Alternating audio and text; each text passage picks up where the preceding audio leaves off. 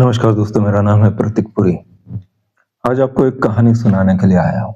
बड़ी प्यारी कहानी है, ध्यान से सुने। बड़ी ज़रूरी कहानी है, बड़ी समझ देने वाली कहानी है। कहानी पुरानी है। एक राजा था और उसके दरबारी थे, मंत्री थे। वो सब राजा की बड़ी तारीफ करते रहते थे, लेकिन राजा था निकम्मा, तारीफ के बिल्कुल काबिल नहीं था। लेकिन राजा है, कुछ कोई बोल दे उसके खिलाफ तो राजा उसे जेल में भेज देता था। ठीक है, तो कोई कुछ कहता नहीं था।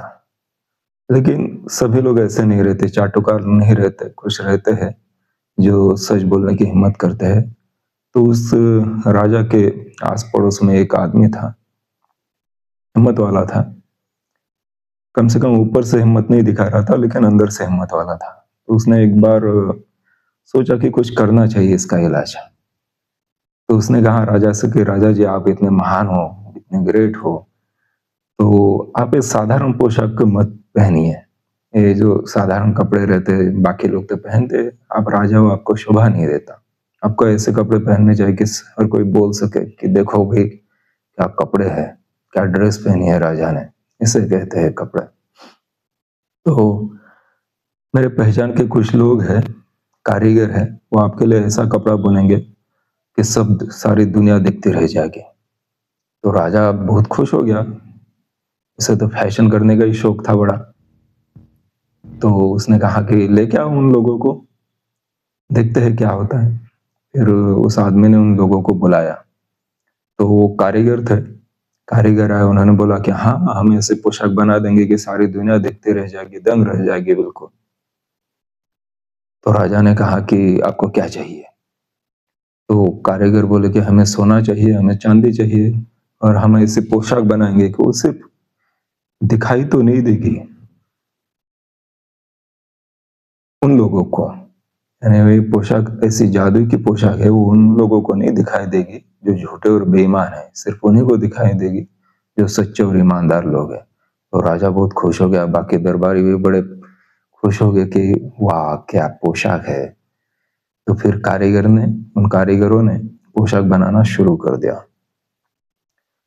एक 8-10 दिन के बाद राजा को थोड़ी उतावली हो गई कि उसने दरबारियों से बोला, कुछ मंत्रियों से बोला कि जाके देख क्या वो कारीगर क्या कर रहे, कहीं सोना चांदी लेके भाग तो नहीं गए। तो दरबारी गए, दरबारियों ने देखा कि सारे कारीगर बैठे हैं, दिख तो कुछ नहीं रहा था, कहीं पोशाक नहीं दिख रही थी, बस वो खटाखट हवा में हाथ चला रहे थे इधर उधर, लेकिन बोलता कौन।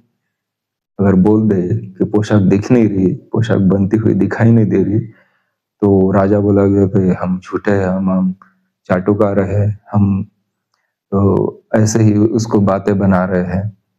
तो घबरा कर उससे बोलते हैं राजा को कि नहीं नहीं, बहुत बढ़िया पोशाक बन रही है, ऐसी पोशाक तो हमने आज तक कभी देखी नहीं। राजा भी खुश हो गया। फिर वो भी दिन आ गया कि जब कारीगर आया, उन्होंने बोला कि राजा जी, आपकी पोशाक तैयार हो गई है। तो राजा ने बोला कि लेके आओ। कारीगर लेके आए। वहां था तो कुछ भी नहीं, कुछ भी दिखाई नहीं दे रहा था, लेकिन दरबारी तो बड़ी तारीफ कर रहे थे, मंत्री सब तारीफ कर रहे थे कि क्या पोशाक है, क्या ऊंची पोशाक है। तो राजा को लगा अगर मैं भी ये बोल दूं कि मुझे पोशाक नहीं दिखाई दे रही, तो वो लोग सोचेंगे कि मैं ही झूठा हूँ, मैं ही बेईमान हूँ। तो वो कहता कि वाह वाह वाह, ये बहुत बढ़िया पोशाक है, अब मैं इसे पहनूंगा और सारी दुनिया को दिखाऊंगा। तो बस कारीगरों ने बहुत तामझाम से वो पोशाक राजा को पहना दी, और राजा चला बड़ी शान से, इधर चला उधर चला, पता नहीं किधर किधर चला। और सब देख रहे, जनता, सबको हैरानी परेशानी कि ये क्या हो गया, राजा तो पूरी तरह नंगा है, राजा के कपड़े नहीं है, और राजा क्या कर रहा है। लेकिन बोलेगा कौन कि राजा नंगा है करके, क्योंकि बोला तो बस सिपाही आए और लेके गए, उसे जेल में डाल दिया या फांसी पर चढ़ा दिया या फिर देश के बाहर भेज दिया, इसलिए कोई बोलने के लिए तैयार नहीं था। तो राजा को भी लगा कि हाँ, सचमुच में ये पोशाक है, जादू की पोशाक है, बहुत बढ़िया पोशाक है, इसलिए तो सब लोग तारीफ कर रहे हैं। वो उस पागल को ये समझ में नहीं आ रहा था कि उसके डर से लोग झूठ बोल रहे हैं। तो ऐसे ही जा रहा था कि अचानक छोटा सा बच्चा बच्चे बड़े प्यारे होते हैं, उन्हें कोई समझ नहीं आती, आपको तो पता है। वो जो उनके मन में आता है वही करते हैं, और जो उनके मन में आता है, दिल में रहता है, वही बोल देते हैं। बच्चे ने देखा कि ये इतना बड़ा आदमी और नंग धड़ंग घूम रहा है, तो जोर से चिल्ला है, "ऐ राजा, ऐ नंगा राजा, ए राजा तू तो नंगा है।" तो लोग घबराए, राजा भी घबराया। उसने सोचा कि यार बाकी सब लोगों का ठीक है, लेकिन राजा तो, एक बच्चा तो झूठ नहीं बोल सकता, भले ही मैं राजा क्यों ना हूं। कहीं ऐसा तो नहीं कि मैं सचमुच में नंगा हूं। और कहानी में ऐसा बताया गया है, कहानी में ऐसा बता कि राजा को अक्ल आ गया, उसको समझ में आ गया कि उस आदमी ने, उसके हितैषी ने उसे एक सीख देने के लिए ऐसी पोशाक की बात की थी। और उसके बाद कहते हैं कि, कहानी में कहते हैं कि राजा वो उसके बाद लोगों के भलाई का काम करने में लग गया।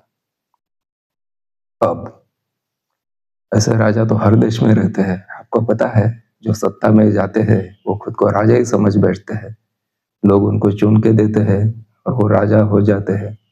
वो कहते हैं कि हम आपको चुनने के बाद घर देंगे, मकान देंगे, रोजगार देंगे, शिक्षा देंगे, ये देंगे, वो देंगे, सब कुछ देंगे, बस आप हमें वोट दीजिए, सत्ता में बना दीजिए। लोग भी उनके वादों पे भरोसा कर देते हैं और उनके चुन के देते हैं। और एक बार चुनने के बाद वो सारे वादे, जो भी बातें की है उन्होंने, जो भी आश्वासन दिए थे, वो सब जुमले में बदल जाते हैं। जुमला तो पता होगा आप लोगों को। तो ऐसे राजा होते हैं जिन्हें फिर याद नहीं रहता। उन्होंने कहा था कि वो प्रजा के, लोगों के दुख दूर कर देंगे, कम कर देंगे, लेकिन ऐसा होता है कि वो राजा लोग खुद अपना सुख बढ़ाने के पीछे भागते हैं ज्यादातर।